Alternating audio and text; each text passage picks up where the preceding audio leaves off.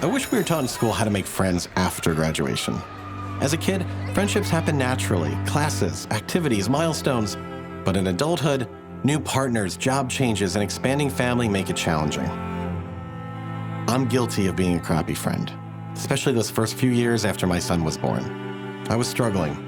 I didn't want to burden anybody with how much pressure I felt to parent, talk about how tough 4 a.m. feedings had become, nor discuss the strain on my marriage. Something unsaid during these early years, you can have a growing family and simultaneously feel alone. Between my jobs, family, and chores, there's little energy left for seeing friends, let alone making new ones. The one thing I didn't do, and I probably should have done, is make friends.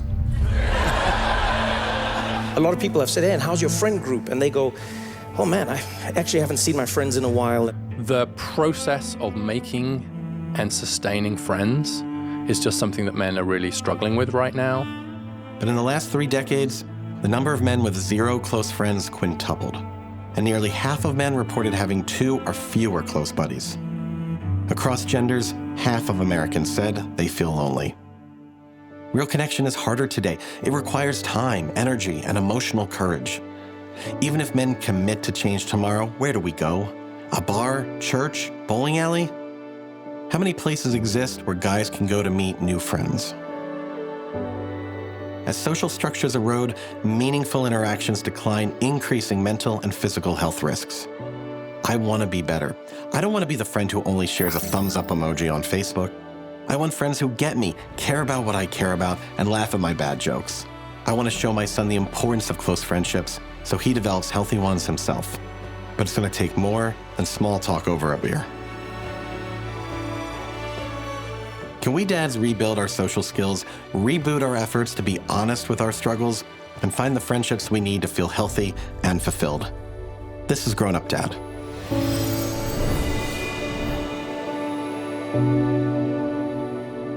I thought about my dad's friendships over the 40-plus years I've known him, and I think comic John Mulaney summed him up perfectly on SNL. And my dad has no friends. And your dad has no friends. If you think your dad has friends, you're wrong. Your mom has friends, and they have husbands. Those are not your dad's friends. Why do none of our baby boomer dads have friends? Now, I love my dad, but I'm not sure he's made a new friend in 50 years. I'm not just pointing the finger at him, though. I'm a husband who's relied too much on my wife's social circle, too. I definitely made excuses not to talk with other dads. But seeing my own father's struggles, I recognized I have some work to do. I wanted to talk with an expert who put the problem into perspective. The Office of the Surgeon General released an advisory recently about loneliness because social disconnection is more pervasive than previously understood. The lack of social connection is now proven to be worse for your health than obesity, excessive alcohol, or smoking 15 cigarettes a day. It's not just a pandemic effect either. Since 2003, we've spent 20 fewer hours a month with friends. The report added that there are significant links between a lack of social connection and suicide, suggesting that building strong friendships is one of the best ways to prevent it. This is especially important for men. In a separate report from the CDC, the suicide rate among males was nearly 4 times higher than the rate among females. Males make up half of the population, but nearly 80% of the suicides. I headed to Washington, D.C., where I met with U.S. Surgeon General Vivek Murthy. You've really talked about loneliness as an important issue for men and boys, and early adolescents, too, and everything that we're dealing with. Why has it been such an important issue for you? Loneliness was one of those issues that I never thought I'd work on. Wow. Didn't really even think of it as a health issue. But when I was starting my term as Surgeon General, I started hearing all these stories about loneliness on the road. And people wouldn't use that word, lonely. What would they say? They would often say, I feel like I'm carrying this entire burden in my life by myself. Wow. Or college students would tell me, I'm on a campus surrounded by thousands of other students, but I feel invisible. I feel like nobody knows me. That's really hard. And parents and others would sometimes say to me, I feel like if I disappeared tomorrow, no one would even notice. It's heartbreaking, yeah. It's heartbreaking. And I was hearing it from all kinds of people of all different ages across the country. And that's really what spurred me to look more deeply into the issue of loneliness. It resonated with me because as a kid, I had struggled a lot with loneliness in my own life. Really?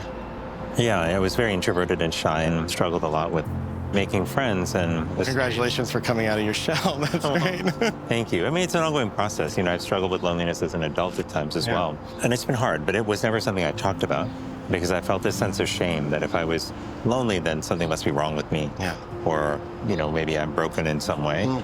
And I felt embarrassed about that. So I never really shared. And it was only years later that in talking to old classmates that I realized that they too were struggling with loneliness, but none of us knew that we weren't the only ones. So I was sensitive to the issue and had seen it a lot in my practice of medicine, where many of the patients I cared for were struggling with loneliness, even though we never learned about it in medical school. How do we talk about this? So I think we've gotten here by a number of factors that have built on each other. And in the last half century, we have tended to participate less in the groups that used to bring us together, like faith organizations or recreational leagues or community orgs. Yeah. But we've also seen technology really transform how all of us interact. You know, we don't have to go out to the grocery store or retail store as much to get things.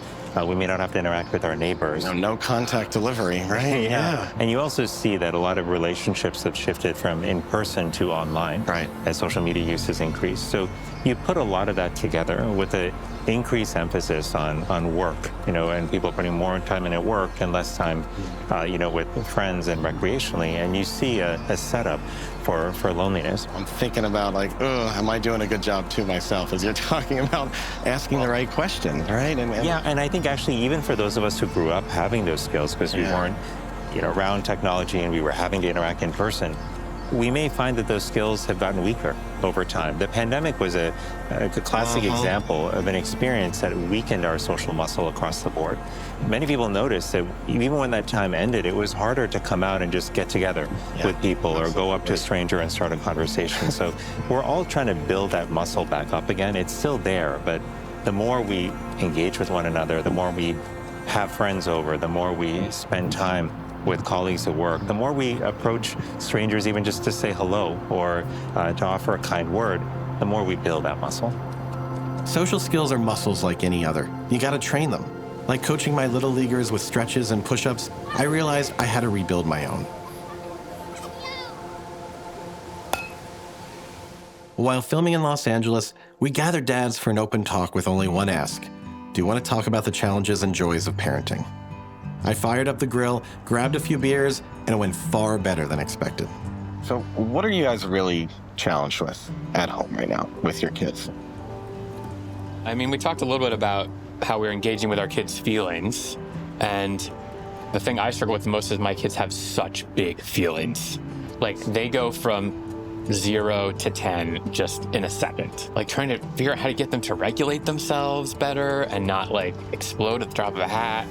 So that's, you know, I've got, whether one kid is like, just has anxiety about like going to school tomorrow, or a kid, you know, just like hates when her sister laughs at her. Like, it's just, and then the sister like pokes harder because she knows she's getting a reaction and the feelings get bigger. So, yeah, how to get my kids to recognize the size of the problem and react accordingly is the thing I'm struggling with. Well, we're going through a divorce right now, which is, I'm sorry, man. It's cool. It's way better for everything. But I was a product of divorce, so I was always very, very like anti like getting divorced, because I was like, he needs a stable home, whatever, blah, blah, blah. But it'll be cool, and he's dealing with it really, really well. And I think we're doing it fine, but it's like always checking yourself and like kind of like thinking, and then you overthink it, and you're like, oh man, am I messing him up? Or I should probably give him ice cream for dinner, because then, you know, then he'll like me more than his mom, right? It's like, you know, all that stuff. But he's doing really well, and I think like kids are so adaptable. You're just not giving them the tools that they need to be able to function in the society that we're going into, right? So how about you? What's your biggest challenge right now? You know, right now, it's still trying to navigate the daycare, childcare system. It's a struggle. We honestly still are trying to figure it out. $80,000 a year now, basically? Pretty much, yeah. It's another mortgage. You know, it's wild. I'll tell you this story. When my wife was 4 months pregnant, we completed the applications to the 2 daycares that are by our home. We just got one call back like 2 weeks ago. Oh my God. That is And he's about to be a year old. Yeah. Later. Your child isn't born yet, and you're putting them on waiting lists for things. And how is this the system that we accept? And we're like, this is normal. I was wondering what you guys feel like. Where do you feel your own strength from, and what makes you feel good about yourself?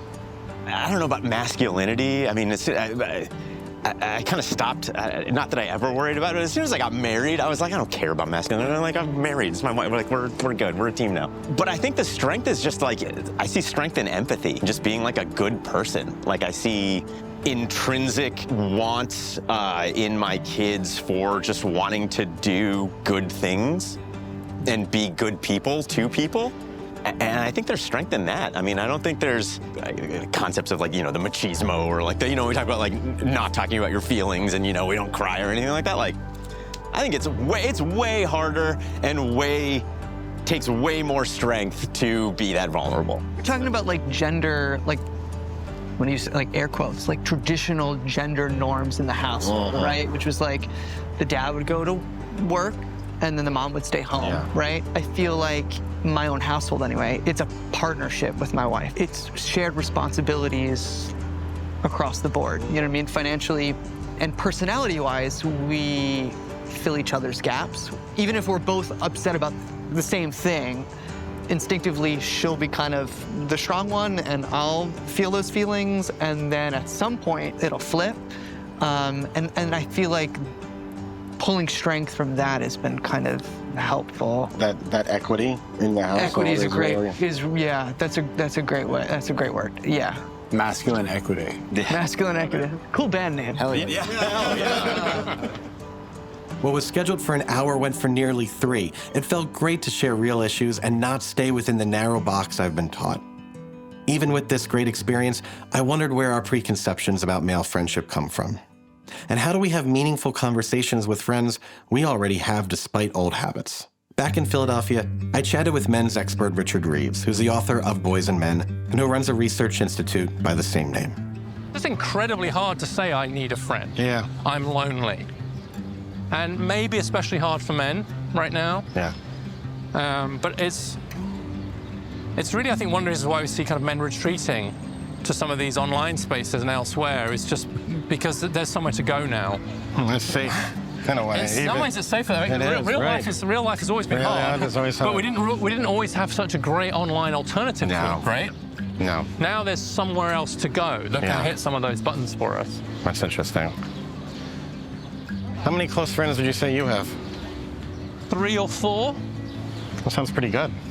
Yeah, I mean, they're in the UK, honestly. Most of them are in the UK, but we have to, like... That's hard, then. Like we have boys' weekends. Yeah. And one of my female colleagues said, I don't like that idea. I don't like the idea of the men going off and doing stuff on that. And I'm like, why don't you like that idea? And it was because she was a little bit older, and I think it was because it smacked to her of the old boys' club, right? Okay. It was exclusion. That makes sense. Yeah, that's right. So we have to find a way to think about how we can have those spaces and opportunities for male solidarity and friendship in a way that's not exclusive in terms of like power and that, you know what I mean? Yeah. No, I would say I've got good friends that I can go, I haven't seen them for a while, then we'll just pick up right away. But they are spread out all over the country for me too. Yeah. We're now having to just get more intentional about it. The other thing I hear a lot, and it's certainly happened with me, is that something happens in the conversations between men where even if we have to talk first of all about baseball or soccer or whatever it is first, either someone says, can we talk about how you're married? I'm really struggling in my marriage. Right? One of my friends, for example, his marriage is ending, right? And on our last weekend, he was talking about that. And so suddenly, it totally changed the conversation for the rest of the weekend, right?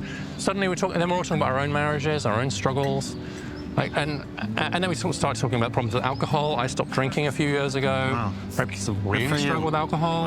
And so we talked about that. And so sometimes there's a moment when men go from the sort of performance bit. We will talk stock tips and fantasy sports, but we will not be like, oh, I'm really struggling with this. I'm really struggling. And I think it takes a lot of trust to do that. But I'm interested in how many men I know who are now doing that. Sounds like you have a little hope over that. I do. I think that we're rising to the occasion. I think it's taking some time, and it's going to be, it's difficult.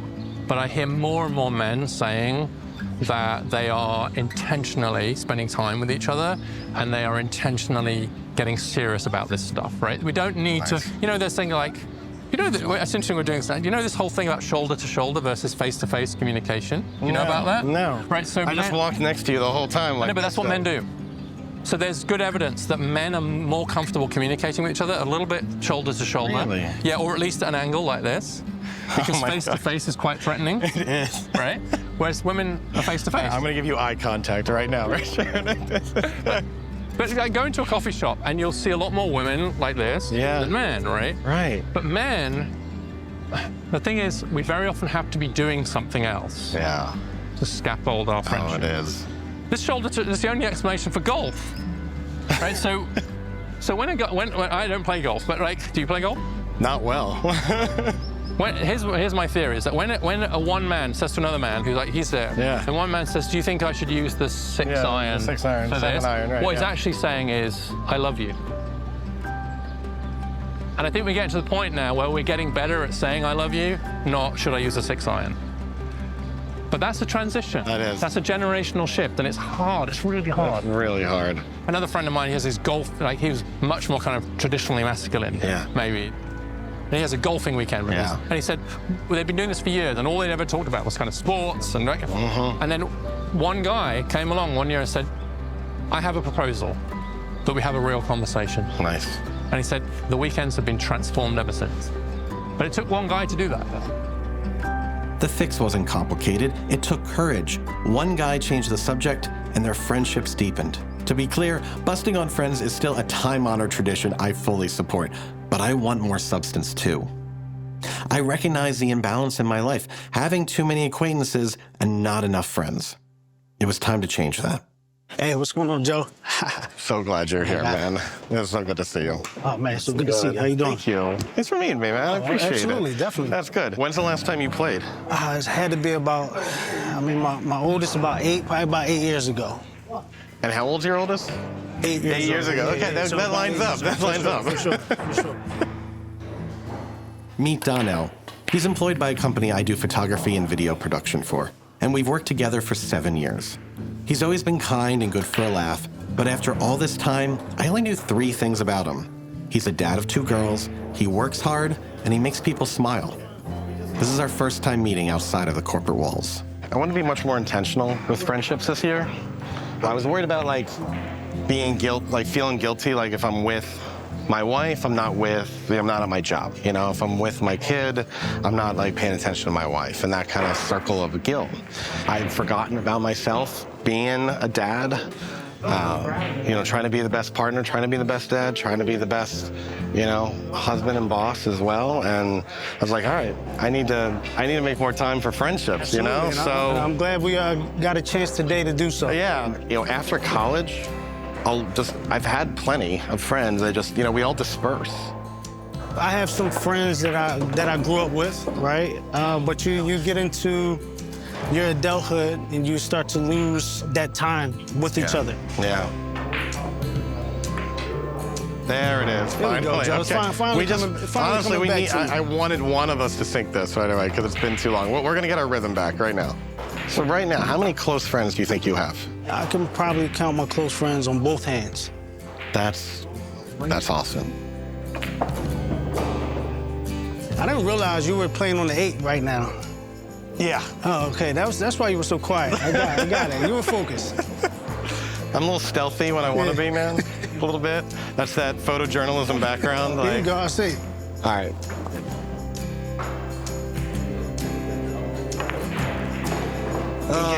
All right, finally, I got one. Just like football. Right. Just like it's a game of inches. To me, finding friendship today, it's kind of finding that third place. I feel like the first place is kind of like your home, your family, right? The second place can be work, and that's where you can find friends too. And then the third is what is that though? I feel like our generation has really started to lose that third place, whether it's been church or bowling or some kind of other, friend group. I think our generation lost that when social media came about. Yeah, seriously. To be honest with you, right? Because it took the social part out of it, losing that access of building personal relationship, right? Again, for me, I take it upon myself to connect. Yeah. Right? Yeah. But connecting with old friends, connecting with new friends, right? You have to take it upon yourself to build that friendship, right? And build that community for you. Just like our friendship now is being built based off of where we met and where we started, right? But it's on us to continue to build on it. What do you do to work on your friendships? How do you keep them active? I would say with my close friends that I grew up with, we have a group chat. So it's, it's about 10 of us in that group chat. You know, we spend a lot of, time, connecting in that regard, right? Because everybody's life is different, as I spoke to you a little bit earlier. How long has that been going on, that group chat? Is that like months? This is years? This is years that group chat has been active, right? And we utilize that as a space for us to connect, right? Because everybody's life is busy. Everybody has careers and families. It's hard to all get together. For sure. Your wife is got a great job too, and she's traveling a lot. So like you are in charge of your daughters, just you a lot of the time. Absolutely, and it's not an easy feat. Yeah, we almost had to reschedule this because it's like we both had trouble with childcare, and it's like it's really hard. That we did, but when there's a will, there's a way. I call friends on my ride home, so I drive in to the city pretty much every day to go to work, right? So I have an hour commute. Going into work, that's my quiet time. So I take that time to get prepared. That's smart. That's smart. For the energy that I don't know how many people want to get called at 8 in the morning too. Anyway, right. But on the way home, I'll if somebody pops up in my mind, like, let me give them a call, or I'll shoot them a text and try to see if we can connect and make some time. So that's important that, again, be thoughtful. Yeah, someone who's been inspiring me to be better this year, too, is Trevor Noah. And one thing he's been saying he's been working on is friendship, about how intentional he is. And one of the things he does with his own friends, he talks about, like, ask the question. We have a song that we sing, which is called Are You Ready for the Question? And then we ask ourselves a question that we've been struggling with, because you realize sometimes you can even become a superhero to your own friend group. I know, I've been worried. I'm like, if I tell my friend my burdens, my problems, are they actually going to want to be with me, And it's scary. And so it's like, okay, how do I figure out how to be like, how do I feel, have like that emotional courage? Be like, all right, I'm going to open up. I'm going to say the question. I'm going to say the thing that's been really been on my mind. And so, to me, I'm going to tell you, the financial stress that I feel right now as a dad with the prices of everything, I've really struggled. I've woken up in the middle of the night with how tough it's like, okay, am I gonna figure out how to pay myself this month? Am I gonna figure out how to complete the show? Am I gonna actually be able to save any money for a vacation or summer camp? Yeah, I would just say, don't be scared to reach out to someone that you think could help you in that regard. Right? Yeah. Closed mouths don't get fed, right? So, and nobody's a mind reader. You bring a different energy, man. Every time I see you, you are optimistic. And I feel that's my purpose. My purpose in life is to bring that and be that. I'm glad I reached out to you. I'm so good to see you, bud. Sure. I appreciate you. No, absolutely. Thank you, Donnel reinforced some good advice I heard. You don't build trust by asking for it. You build trust by giving it. I want to be the guy who goes beyond small talk and shares what I'm struggling with. It also reminded me something Richard Reeves said about a mental health campaign in the UK called Ask Twice. Men often dismiss the first check-in question with "I'm fine," but asking a second time can lead to real conversations. You all right, mate? Yeah, I'm fine. Sometimes people say they're fine when they're not, but with 1 in 4 experiencing a mental health problem, to really find out, ask twice. You sure you're all right? Actually, I could do with some help. Well, let's talk about it. Yeah, do you mind?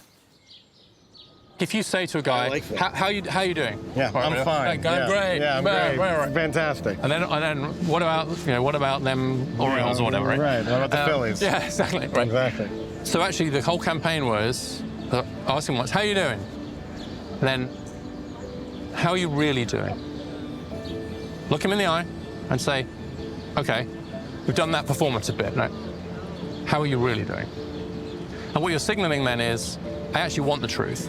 This is not just like we're in the elevator, have a good day, how you doing, great. This is like, I actually want to know. And I think as men, we are sometimes, we have to give each other permission to share in a way that maybe women don't as much. Women presume that if they start sharing their vulnerability, particularly with another woman, that they're going to have a kind of empathetic and receptive one. But we don't presume that. No, I don't presume that at all. And so actually, it's quite important to give permission to the other guy to say, look, I actually do want to know. I don't want to.